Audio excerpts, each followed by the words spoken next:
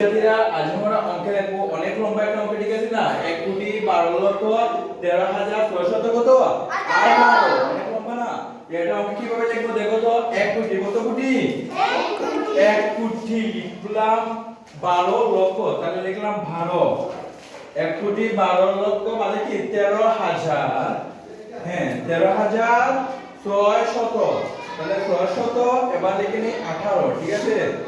এবার দেখো আমাদের হয় কিনা না।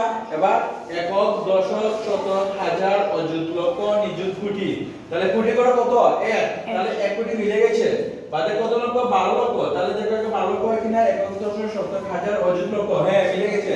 তাহলে 12 লক্ষ 13,000, তাহলে 13 করে 13,618 মিলে গিয়েছে, ঠিক আছে? মিলছে না? হ্যাঁ মিলে গিয়েছে, ঠিক আছে? তাহলে এটা হবে শতক, মানে তালি বছর, ঠিক আছে? শতক। এটা হবে 13,000, এটা হবে হাজার, এখানে হাজার। এটা হবে লক্ষ, ঠিক আছে? এটা হবে কোটি। এই তো শেষ। তাহলে কত কোটি?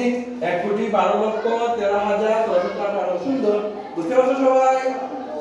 ওকে, তো এটা লিখে প্রয়োজন নাই, আপনাদের বোঝানোর জন্য লিখে নিয়েছি আর কিছু না। ওকে, তো বুঝে থাকলে তোমাদেরকে অনেক অনেক ধন্যবাদ।